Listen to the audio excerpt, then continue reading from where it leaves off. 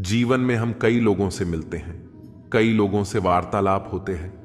कई लोग प्रसन्न प्रतीत होते हैं तो कई लोग चिंतित प्रतीत होते हैं। यदि आप यह समझने का प्रयास करें कि कौन अधिकतर प्रसन्न रहता है, कौन अधिकतर चिंतित रहता है, तो आप पाएंगे कि बूढ़े औजर युव अधिकतर समय चिंता में रहते, दूसरी ओर बच्चे सदा प्रसन्न रहते। चिंता की एक रेखा तक नहीं होती। कारण क्या है? अब आप कहेंगे कि बालक में इतनी समझ ही कहां होती कि वह जीवन की समस्याओं को समझ पाए, कठिनाइयों को समझ पाए। बात यह है कि वृद्ध के विषय में यदि हम बात करें तो वह अपने बीते हुए समय के विषय में सोच सोच कर दुखी हो जाता है। युवक अपने भविष्य के विषय में सोच सोच कर चिंता में रहता है, किंतु बालक केवल वर्तमान में जीता है, इसीलिए प्रसन्न रहते हैं। देखें, बात बड़ी ही सरल है। आप भूतकाल को नहीं बदल सकते। अब यदि आपको अपने भविष्य को और उज्जवल बनाना है तो आज कर्म करने होंगे, आज परिश्रम करना होगा। तो भूल जाइए ना भूतकाल और भविष्य की चिंता को, वर्तमान का आनंद लें, क्योंकि यही वर्तमान आपका भविष्य उज्जवल भी बना सकता है। यही वर्तमान आने वाले समय में आपका वह भूतकाल बन सकता है जिस पर आपको गर्व है। मुझसे लोग कहते हैं कि कान्हा, तुम तो स्वयं नारायण हो, चुटकी बजाते ही सब कुछ ठीक क्यों नहीं कर देते? अब मैं उनको क्या समझाऊं? चलिए आप स्वयं सोचकर देखें। शेर वन का राजा कहलाता है, परंतु क्या शेर की केवल इच्छा करने से कोई मृग स्वयं चलकर उसके पास आ जाएगा? उसका आहार बनने के लिए, किसी भी कार्य को कार्यान्वित करने के लिए आपको प्रयास करने होंगे, परिश्रम करना होगा, तब जाकर वो संपन्न होगा। केवल इच्छा से कुछ नहीं होता है, इच्छा से बनती है सोच, और उन्हें साकार करने के लिए भी आपको परिश्रम करना पड़ता है।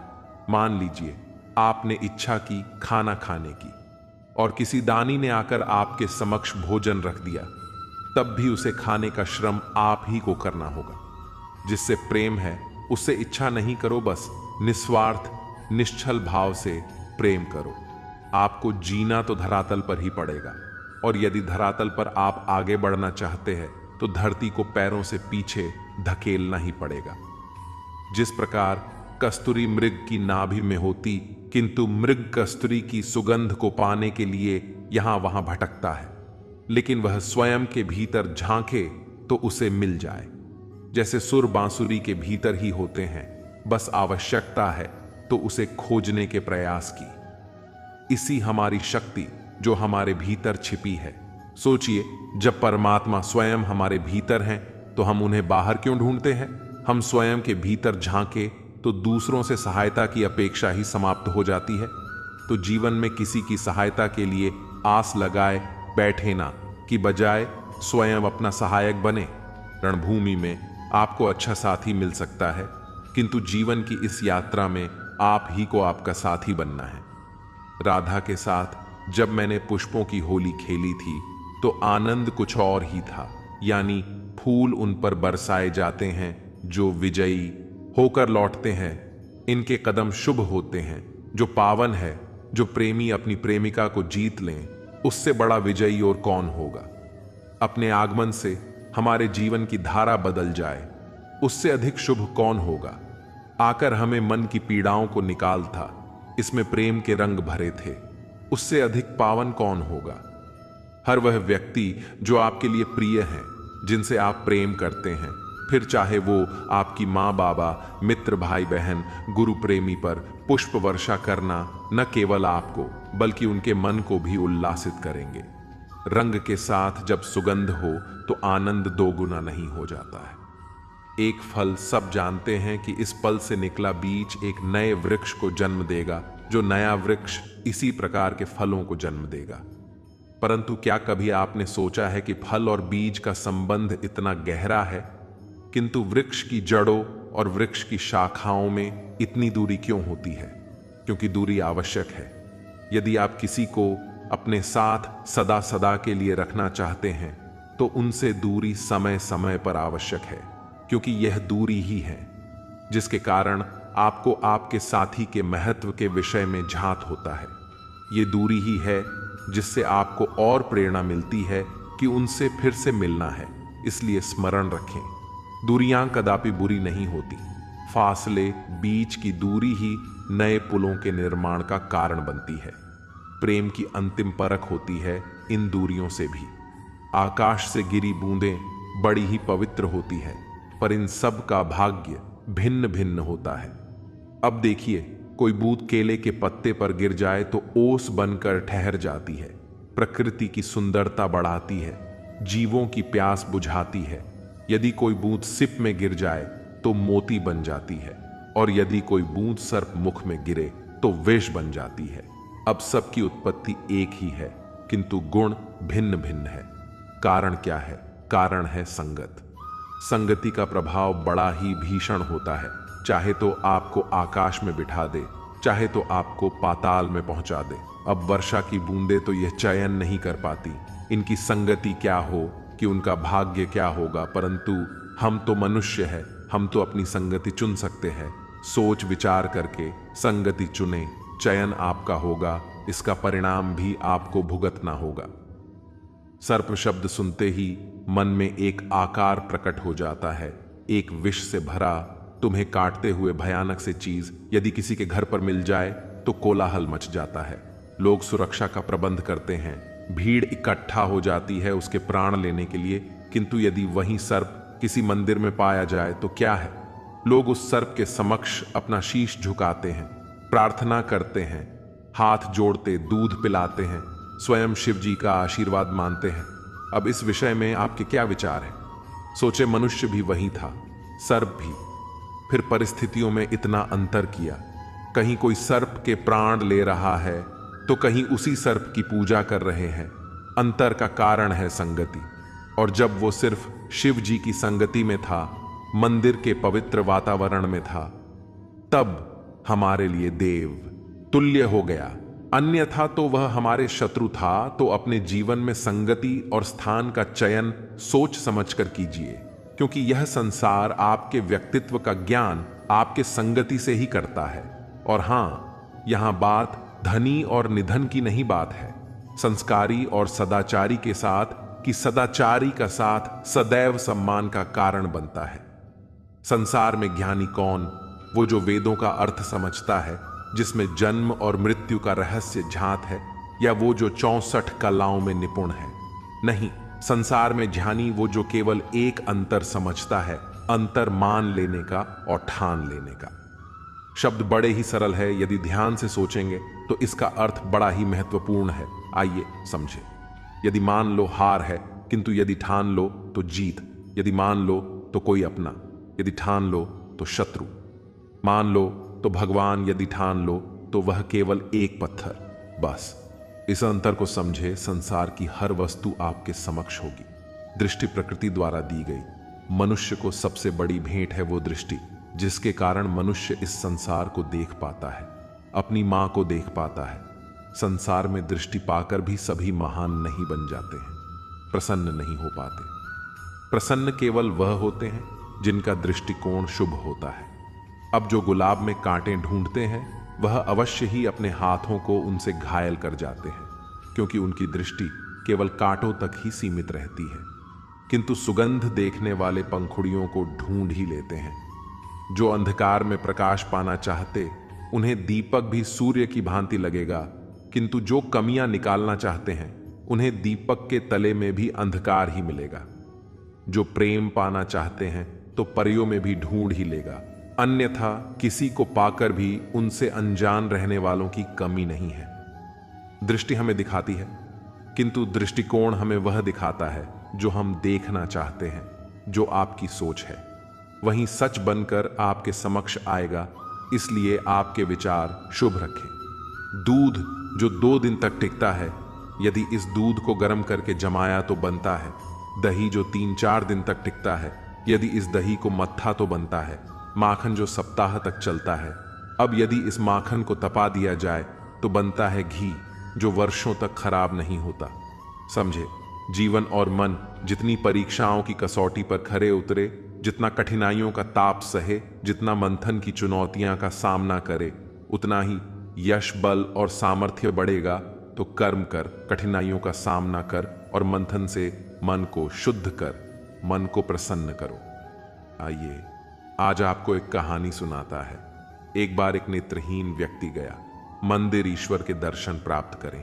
अब जब वहां उपस्थित लोगों को यह ज्ञात हुआ कि यह व्यक्ति नेत्रहीन है, तो कुछ लोगों ने उसका उपहास उड़ाना प्रारंभ कर दिया। जिसकी स्वयं की दृष्टि ही नहीं, क्या करने आया है? कदाचित ईश्वर से शिकायत करने आया होगा कि क्यों आपने मुझसे मेरी दृष्टि छीन ली। किंतु इन सभी बातों से उस नेत्रहीन व्यक्ति ने स्वयं को प्रेरित नहीं होने दिया। वो मुस्कुराया। उसने केवल एक बात कही, माना कि मेरे भाग्य ने मुझसे मेरी दृष्टि छीनी, किंतु मैं अभागा नहीं, क्योंकि मेरा ईश्वर वो मुझे देख सकता है। स्मरण रखें, दृष्टि नहीं, दृष्टिकोण आवश्यक है। यदि आपका दृष्टिकोण शुभ है तो अशुभ में भी शुभ स्वयं दिखने लगता है और मन प्रसन्न हो जाता है। क्रोध एक ऐसी स्थिति जिसमें जीव मन से अधिक गति से कार्य करता है। लालच हो तो करुणा से अधिक गति से कार्य करता है। प्रतिशोध जिसमें व्यक्ति दूसरों से अधिक स्वयं को हानि पहुंचाकर सुख पाता है। और ईर्ष्या जिसमें व्यक्ति स्वयं के अस्तित्व को ही खो बैठता है, कुछ और ही बन जाता है। दूसरी ओर आनंद, वो स्थिति जिसमें आत्मा शरीर से अधिक प्रसन्न होती है। और प्रेम व परम भाव जिसमें हमारा दुख सबका बन जाता है और सबका सुख हम में आ जाता है।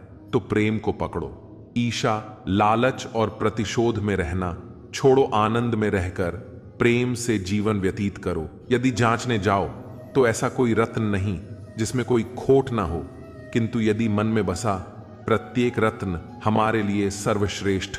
यदि परखे तो संसार में ऐसा कोई जीव नहीं जो सर्प अधिक विषैला हो, किंतु यदि मानो तो ऐसा कोई जीव भी नहीं जो सर्प से अधिक सरल हो। जो केवल अपने पथ पर चलता है, जानकर किसी को हानि नहीं पहुंचाता। उसी प्रकार यदि मनुष्य को परखने जाओगे तो वह गुणवान नहीं लगेगे। प्रत्येक मनुष्य में कोई न कोई विशेष गुण होता ही है, बस बात आती है आपके दृष्टिकोण की। इसलिए अपने जीवन में मनुष्य को परखने में समय नष्ट न करें। मनुष्य कोई वस्तु तो नहीं, मनुष्य आत्माधारी जीवन है। कदाचित आपके व्यवहार से बदल भी जाएगा यदि आप उसे अपना मानकर गले लगा लो। बस प्रेम भाव ऊपर रहेगा। घड़े का महत्व हमारे जीवन में हम भली भांति जानते हैं। गर्मी की आरतू में यह हमारी प्यास बुझाता है, जल को जैसे अमृत बनाकर हम तक पहुंचाता है। किंतु इस पात्र को बनाया कैसे जाता है, इस प्रक्रिया के विषय में आपको झांत है। सर्वप्रथम कुम्हार स्वयं के पैरों से इसको मलता है, फिर उसके पश्चात उसे चाक पर चढ़ाकर घुमाता है, उसके ऊपर बाहर से प्रहार करता है और साथ ही भीतर से सहारा भी देता है ताकि मटका टूटे ना। अपनी ही बनाई रचना की जलती हुई भट्टी में छोड़ देता है। उसके पश्चात शीतल जल देने वाला यह पात्र हमें प्राप्त होता है। एक सर्वश्रेष्ठ गुरु भी यही करता है। सर्वप्रथम हमारे मन में छिपे संभावनाओं को निकालने के लिए हमें मथता है, फिर कठोरता से हमें आकार देता है, उसी के साथ हमें सहारा भी देता है। उसके पश्चात परीक्षा की अग्रणी उस भट्टी में छोड़ देता है। इसी से हमारा अस्तित्व बनता है। इसलिए यदि आपके गुरु कठोर हो तो उनसे कुपित न हो, क्रोधित न हो। वही वो कुम्हार हैं जो आपके जीवन के पात्र को एक सुंदर सा आकार देते हैं। जीवन में जैसे जैसे आप आगे बढ़ते हैं, वैसे वैसे आप कई लोगों से मिलते हैं। उनमें से कुछ आपका उत्साह बढ़ाते हैं, कुछ आपको शक्ति देते हैं, कुछ हताश हो जाते हैं, तो कुछ आपके ऊपर पत्थर फेंकने लगते हैं। ऐसे में हम में से अधिकतर लोग क्या करते हैं, दूसरों के कर्मों के कारण स्वयं विस्मृत हो जाते हैं, क्रोधित हो जाते हैं। उस पर उनसे लड़ने और प्रतिशोध की भावना लेकर उन्हीं के फेंके हुए पत्थर उन्हीं के पास फेंकने का प्रयास करते हैं। किंतु इससे होता क्या? यह है आपका लक्ष्य है, यह आपकी राह है। अब इन्हीं सारी बातों के कारण आप यहीं रुककर इनका सामना करने लगते हैं। इसमें सफलता प्राप्त हुई, किंतु आपको नहीं, उन लोगों को जिन्होंने आपको रोकने की मंशा से आपके ऊपर पत्थर फेंकना प्रारंभ किया था। यदि फेंकने के बदले उन पत्थरों को इकट्ठा करके आप अपना घर बनाते तो आप पर पत्थर फेंकने वालों की संख्या धीरे धीरे कम होती जाएगी। आप भी अविचल होकर अपने लक्ष्य की ओर आगे बढ़ पाएंगे। तो आलोचना से लड़कर स्वयं का समय व्यर्थ करना चाहते हैं या अपने लक्ष्य की ओर अपना ध्यान केंद्रित करना चाहते हैं, निर्णय आपका है। जीवन में सभी आगे बढ़ना चाहते हैं, अपने लक्ष्य को प्राप्त करना चाहते हैं, सफलता पाना चाहते हैं, किंतु सभी यह नहीं कर पाते, फिर जुट जाते हैं। उस प्रयास में कई ढूंढ ले वह कारण जिसके कारण यह सफल हुए, उसमें भी अधिकतर लोग गलत चयन कर जाते हैं।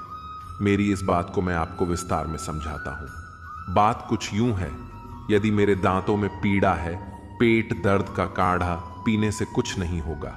यदि नींव में समस्या है तो शिखर को कितना भी सजा लो, भवन तो गिरेगा ही। यदि हम जीवन में आगे नहीं बढ़ पा रहे हैं तो कारण हमारे पांव की मोच नहीं, हमारी छोटी सोच है।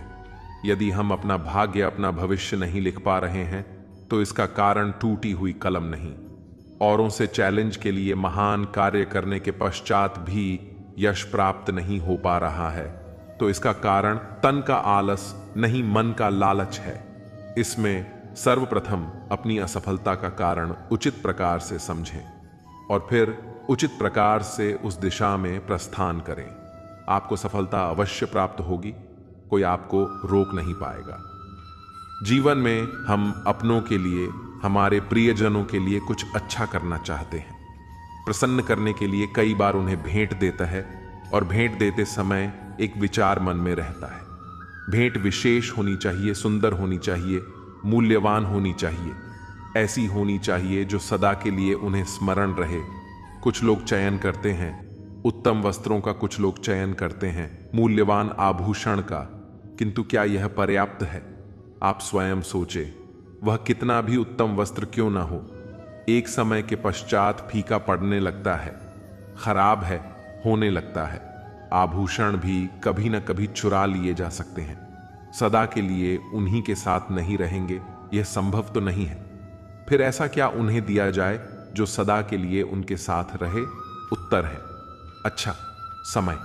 यदि आप किसी को उत्तम भेंट देना चाहते हैं तो उनके साथ उत्तम समय व्यतीत करें, क्योंकि जैसे जैसे समय व्यतीत होता जाएगा पुराना नहीं होगा, सदा मन में जीवित रहेगा और मुस्कुराहट के पलों को न कोई उनसे छीन पाएगा, न ही चुरा पाएगा। तो आनंद के साथ समय व्यतीत करें। जीवन में कभी कभी आपने क्या पा लिया, उससे भी अधिक महत्वपूर्ण यह है कि आपने क्या बांटा, किंतु किन किन बातों से सावधान रहा जाए। ध्यान से सुनो, जीवन में जब भी आप अपना लक्ष्य चुने तो भ्रम से सावधान रहें, क्योंकि वो आपके लक्ष्य को भटका देगा। जब यात्रा करो तो आलस्य से सावधान रहिए, क्योंकि वो आपको आपकी यात्रा पूर्ण करने नहीं देगा। ज्ञान जब भी न्याय करें तो मित्रों से सावधान रहें, क्योंकि वो आपकी न्याय करने की शक्ति को दुर्बल बना देता है। जब भी सफलता प्राप्त कर घमंड से सावधान रहिए, क्योंकि वो आपकी सफलता को अधिक समय के लिए आपके पास टिकने नहीं देगा। और जब भी प्रेम करे स्वयं से सावधान रहें, क्योंकि मैं आपको कभी हम बनने नहीं देगा। डर का भूत। किसी गांव में एक मोची रहता था। वह जंगल से मरे हुए जानवरों का चमड़ा बटोर कर लाता था और उससे सुंदर सुंदर जूते बनाकर बेचा करता था। इस कारोबार से जो आमदनी होती थी उससे वह अपने परिवार का भरण पोषण करता था। वह हमेशा चमड़े की टोह में ही रहता था। आसपास के जंगलों में चक्कर लगाना उसका पेशा बन गया था। पर जब पास के जंगलों में चमड़ा नहीं मिलता तब वह दूर दूर के जंगलों में भी चला जाता था। एक दिन वह चमड़ा खोजता हुआ जंगल में बहुत दूर निकल गया। उस जंगल में एक बूढ़ा शेर रहता था। संयोग से दोनों आमने सामने आ गए। शेर को सामने देखकर मोची डर गया, परंतु उसके आश्चर्य का ठिकाना न रहा जब उसने देखा कि शेर ने उस पर न तो हमला ही किया और न उसे देखकर क्रोध से गुर्राया, बल्कि शेर ने मोची से कहा, भाई, मैं बहुत बूढ़ा हो गया हूं, मेरी टांगें अब कमजोर हो गई हैं, इसलिए जानवरों के पीछे दौड़ने में मुझे कठिनाई होती है और मेरे पैरों में कांटे चुभ जाते हैं। क्या तुम मेरे लिए 2 जोड़ी जूते बना सकते हो? अगर हां तो मैं तुम्हें बहुत सारा चमड़ा दिखाता हूं। शेर की बात सुनकर मोची को आश्चर्य के साथ साथ प्रसन्नता भी हुई। उसने कहा, बेशक, मैं तुम्हारे लिए जूते अवश्य बना दूंगा। मुझे वहां ले चलो जहां चमड़े पड़े हुए हैं। शेर ने मोची को साथ लिया और वे उस स्थान पर जा पहुंचे जहां शेर की माद थी। माद के आसपास तरह तरह के जानवरों के चमड़े बिखरे पड़े थे। शेर जब जब जानवरों का शिकार करता था वह उन्हें यहीं लाकर खाता था। इस प्रकार वह मांस खाकर चमड़े को इधर उधर छोड़ देता था। इसलिए मोची को यहां पर बहुत सारा चमड़ा मिल गया। वह उसे वहां से उठाकर अपने घर ले गया। जाते समय उसने शेर को वचन देते हुए कहा, मैं बहुत शीघ्र ही तुम्हारे जूते बनाकर ला दूंगा। इस घटना के बाद कई महीने बीत गए। शेर अपने जूतों का इंतजार करते करते थक गया, परंतु उसे न जूते ही मिले न मोची ही आया। इधर मोची इतना सारा चमड़ा पाकर अपने भाग्य को सराह रहा था। उसने अपना काम धंधा बढ़ा लिया। 2-4 आदमी काम पर रखकर उसने जूते बनाने शुरू कर दिए। उन चमड़ों से उसने सैकड़ों जोड़ी जूते बनाए और उन्हें बेच बेच कर वह मालामाल हो गया। अमीर होते ही गांव में उसकी धाक जम गई और उसका आदर भी होने लगा। इसी अमीरी में वह शेर को दिया हुआ वचन भी भूल गया। जब शेर इंतजार करते करते थक गया तब उसने सोचा, चलें जरा मोची का पता लगाएं। वह मोची का घर खोजते खोजते उसके गांव में पहुंच गया, परंतु वह ठहरा जंगली जानवर वह गांव की सड़कों पर खुलकर घूम नहीं सकता था, क्योंकि गांव वाले उस पर टूट पड़ते। मोची अब बड़े आराम से अपने घर में रह रहा था। उसने अब जंगल में जाना छोड़ दिया था। जंगल से चमड़ा लाने का काम उसके नौकर ही करते थे। इस कारण मोची से मिलने में शेर को बहुत परेशानी हुई। इन परेशानियों के कारण शेर को मोची पर बहुत गुस्सा आया। उसने सोचा, अगर मोची अकेले में मिल जाए तो उसे चबा डालूं। इस निश्चय के साथ ही वह मोची के घर की बगल वाली झाड़ी में छिप गया। उसने तय कर लिया था कि जब कभी मोची घर से अकेले निकलेगा वह उस पर टूट पड़ेगा। इस तरह 2 दिन गुजर गए, परंतु मोची घर से अकेले एक बार भी नहीं निकला। जब वह निकलता तो उसके साथ कोई न कोई अवश्य होता, किंतु तीसरे दिन संध्या के बाद जब सब काम करने वाले घर चले गए तो मोची को चमड़े के एक टुकड़े की जरूरत पड़ी। वह चमड़े का टुकड़ा सूखने के लिए बाहर डाल दिया गया था। उसे लेने के लिए रात के अंधेरे में वह अकेला ही बाहर निकल पड़ा। ज्यों ही वह घर से निकला, वर्षा की मोटी मोटी बूंदें पड़ने लगीं। मोची बरामदे में ही खड़ा हो गया और खड़े खड़े बोलने लगा, न डर बाघ से न डर सिंह से, बस डर ए ही टिप टिपवा से। मतलब ये कि उसे न बाघ से डर है न शेर से, परंतु वर्षा की टपटप बूंदों से वह बहुत डरता है। उधर झाड़ी में बैठा हुआ शेर भी उसकी बात सुन रहा था, पर मोची की बात का अर्थ उसकी समझ में नहीं आया। नतीजा यह हुआ कि वह बहुत ही डर गया। उसने मन ही मन सोचा कि टिप टिपवा कौन सा जानवर है जो आदमी उससे इतना डरता है। हो ना हो ये कोई बड़ा भयानक जानवर होगा जो किसी भी समय यहां आ सकता है, इसलिए यहां बैठे रहने से खतरा है। यहां से भाग जाने में ही भलाई है। इतना सोचकर वह झाड़ी से निकला और मोची के सामने से होकर जंगल की ओर भागने लगा। रात के अंधेरे में मोची ने जैसे ही उसे भागते हुए देखा, उसे अपने गांव के धोबी के भागे हुए गधे की बात याद आ गई। उसने सोचा, यह धोबी का वही गधा है जो कई दिनों से लापता है, चलो इसे पकड़ लें। यह सोचकर उसने बरामदे की दीवार से एक रस्सी और एक डंडा उठाया और तेजी के साथ दौड़कर भागते हुए शेर की पीठ पर कूद पड़ा। उसने तुरंत रस्से से उसकी गर्दन बांधी और डंडे से पीटते हुए कहा, दुष्ट गधे, कई दिनों से भागकर तूने अपने मालिक को परेशान कर रखा है। बेचारा शेर अपनी जान बचाने के लिए भागा जा रहा था। एक ओर उसका गला फंसा था तो दूसरी ओर से उसकी पीठ पर लगातार मार पड़ रही थी, इसलिए वह बेहद परेशान हो गया था। वह सोचता जा रहा था, मैं बेकार में मोची से मिलने आया, आखिर जिस बात का डर था वही होकर रहा। टिप टिपवा ने मुझ पर हमला कर ही दिया। इसी धोखे में उसकी दौड़ जारी रही। इधर मोची सोचता जा रहा था कि वह गधे की पीठ पर सवार है और उसे मार रहा है। वह टिपटिपवा, कहां है मुंह जौसा, मुझे बताओ ना। दोनों ने एक साथ उत्तर दिया, वह बड़ के पेड़ की खोह में छिपा है, वहां मत जाना, वह बहुत खतरनाक जानवर है। बंदर अकड़कर बोला, आप लोग यहीं ठहरे, मैं उसकी खबर लेकर आता हूं। इतना कहकर वह पेड़ पर चढ़ गया और अपनी पूंछ खोह में डालकर उसे चारों ओर घुमाने लगा। वह देखना चाहता था कि खोह में कौन सा जानवर छिपा है। उधर मोची चिलम पीकर सुस्ता रहा था। उसे हल्की सी झपकी आ गई थी, परंतु अंधेरे में जैसे ही बंदर की पूंछ उसकी नाक से टकराई, वह हड़बड़ाकर उठा और दोनों हाथों से उसने पूंछ को पकड़ लिया। फिर उसे इतनी जोर से खींचा कि बंदर की पूंछ ही उसके शरीर से अलग हो गई। बंदर ने पेड़ से छलांग लगाई और उसे भागते देखकर शेर और सियार भी भागने लगे। कुछ दूर जाने पर शेर ने बंदर से पूछा, क्या हुआ, तुम पर क्या बीती, हमें भी तो बता दो। बंदर ने कहा, क्या बताऊं चाचा, वह जानवर न टिप टिप वाह है न मुंह है जौसा, वह तो पूंछ उखाड़ू है, देखो ना, उसने मेरी पूंछ ही उखाड़ ली। चलो यहां से भाग चले। शेर बोला, मैंने तुझे वहां जाने से मना किया था पर तू नहीं माना, अब यहां रहना खतरे से खाली नहीं है।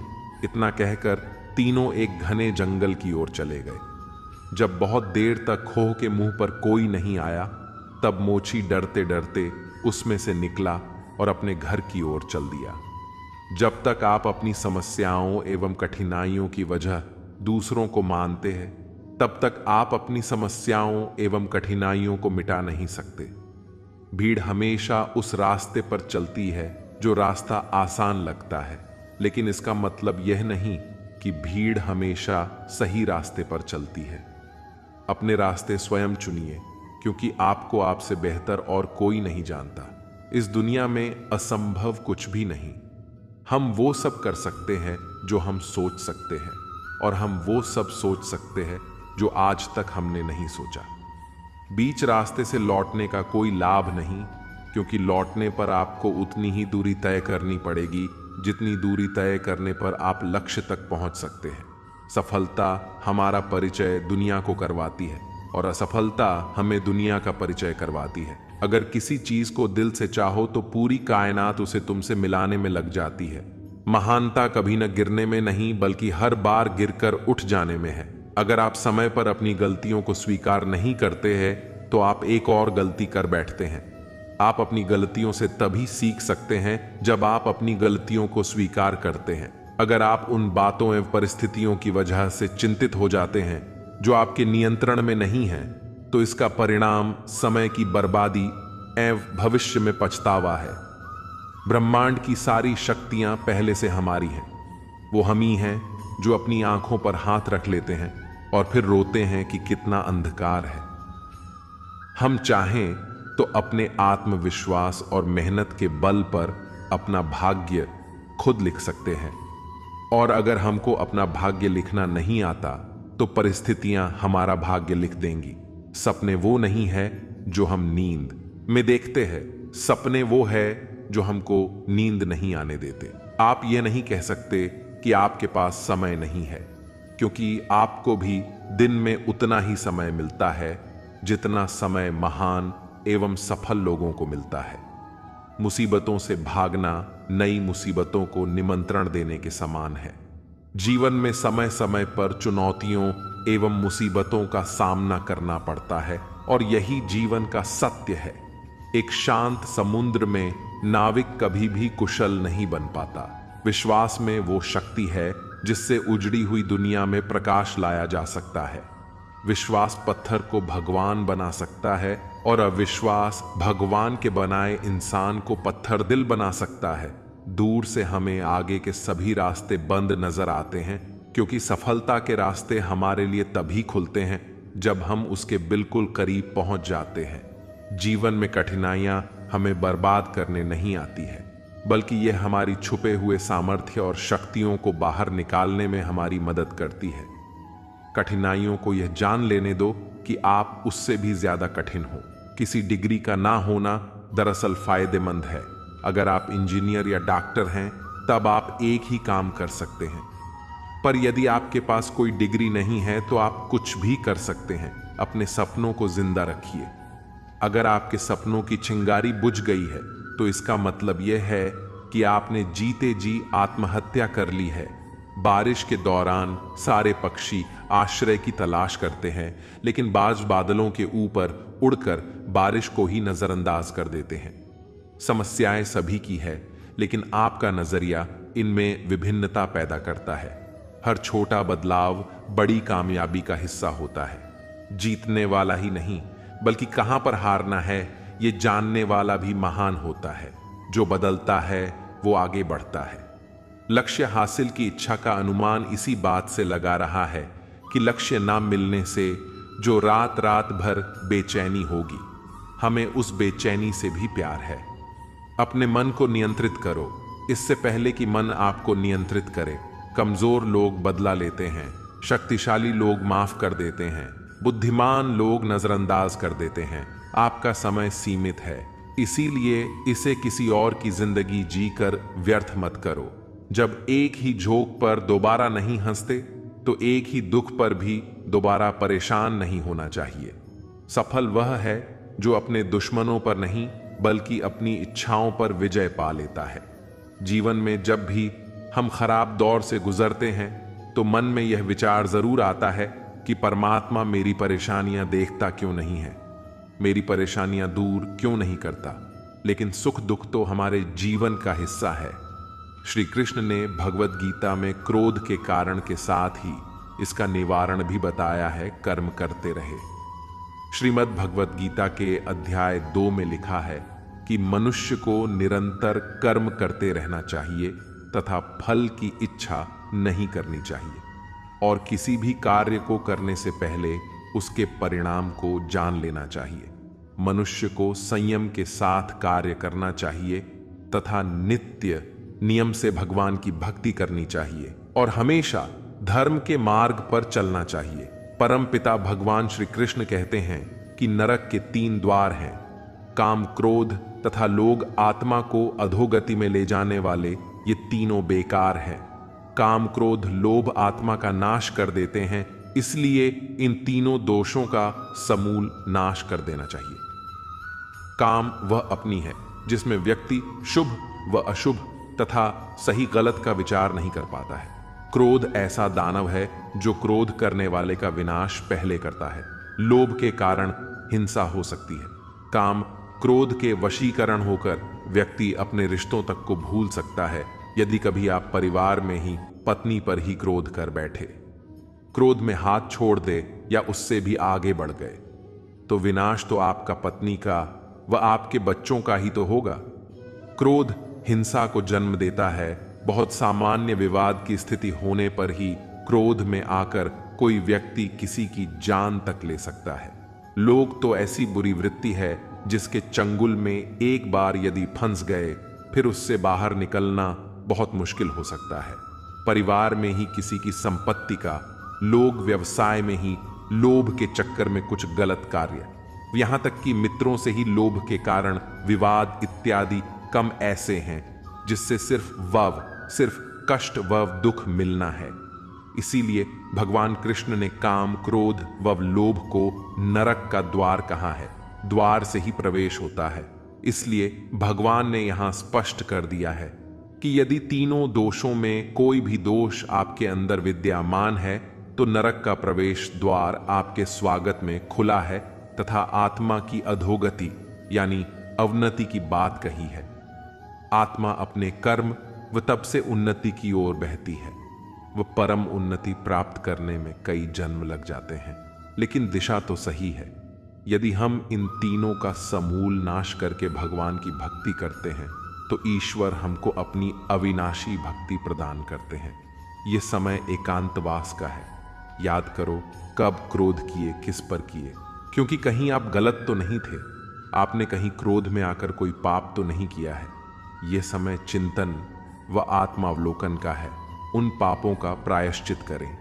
काम, क्रोध, लोभ का समूल नाश करने का संकल्प लें। वह अपने जीवन को श्री कृष्ण भक्ति में समर्पित करे। श्रीमद् भागवत गीता का ज्ञान जीवन के लिए उपयोगी माना गया है। इसका अनुसरण करने वाला व्यक्ति सर्वश्रेष्ठ होता है। आइए जानते हैं, जाने श्री कृष्ण के अनमोल उपदेशों के बारे में। श्रीमद् भागवत गीता में भगवान कृष्ण के उपदेशों का वर्णन है। गीता के उपदेश श्री कृष्ण ने महाभारत युद्ध के दौरान अर्जुन को दिए थे। गीता में दिए उस आज भी उतने ही प्रासंगिक है और मनुष्य को जीवन जीने की सही राह दिखाते हैं। गीता की बातों को जीवन में अपनाने से व्यक्ति को खूब तरक्की मिलती है। गीता एकमात्र ऐसा ग्रंथ है जो मानव को जीने का ढंग सिखाता है। गीता जीवन में धर्म, कर्म और प्रेम का पाठ पढ़ा दी है। श्रीमद् भागवत गीता का ज्ञान मानव जीवन के लिए उपयोगी माना गया है। गीता संपूर्ण जीवन दर्शन है और इसका अनुसरण करने वाला व्यक्ति सर्वश्रेष्ठ होता है। आइए जानते हैं, जाने श्री कृष्ण के अनमोल उपदेशों के बारे में। क्रोध का बन जाता है पुण्य। श्री कृष्ण कहते हैं कि क्रोध तब पुण्य बन जाता है जब वह धर्म और मर्यादा के लिए किया जाए, और सहनशीलता तब पाप बन जाती है जब वह धर्म और मर्यादा को बचाए। गीता के अनुसार मनुष्य नहीं, उसके कर्म अच्छे या बुरे होते हैं, और जैसे मनुष्य के कर्म होते हैं उसे वैसे ही फल की प्राप्ति होती है। गीता में श्री कृष्ण कहते हैं, दूसरे के कर्तव्य का पालन करने से भय होता है और स्वत धर्म में मरना भी बेहतर होता है। अर्थात हमें दूसरे का अनुसरण या नकल करने की बजाय स्वत धर्म को पहचानना चाहिए। दूसरों का अनुसरण करने से मन में भय उत्पन्न होता है। श्री कृष्ण के अनुसार डर हटाने का एक ही उपाय है, और वो है अपना धर्म पहचानना और उसमें जीना। गीता के अनुसार गौर से समझें कि तुम्हें जो चाहिए वो क्या है और उसकी प्राप्ति में पूरी जान लगा दो, यही धर्म है। श्री कृष्ण कहते हैं, शरीर नश्वर है पर आत्मा अमर है। यह तथ्य जानने पर भी व्यक्ति अपने इस नश्वर शरीर पर घमंड करता है, जो कि बेकार है। शरीर पर घमंड करने की बजाय मनुष्य को सत्य स्वीकार करना चाहिए। आप खुश हैं या दुखी, ये दोनों आपके विचारों पर निर्भर है। अगर आप प्रसन्न रहना चाहते हैं तो आप हर हाल में प्रसन्न रहेंगे। अगर आप लगातार कार्यात्मक विचार लाते हैं तो आप दुखी ही होंगे। विचार ही हर व्यक्ति का शत्रु और मित्र होता है।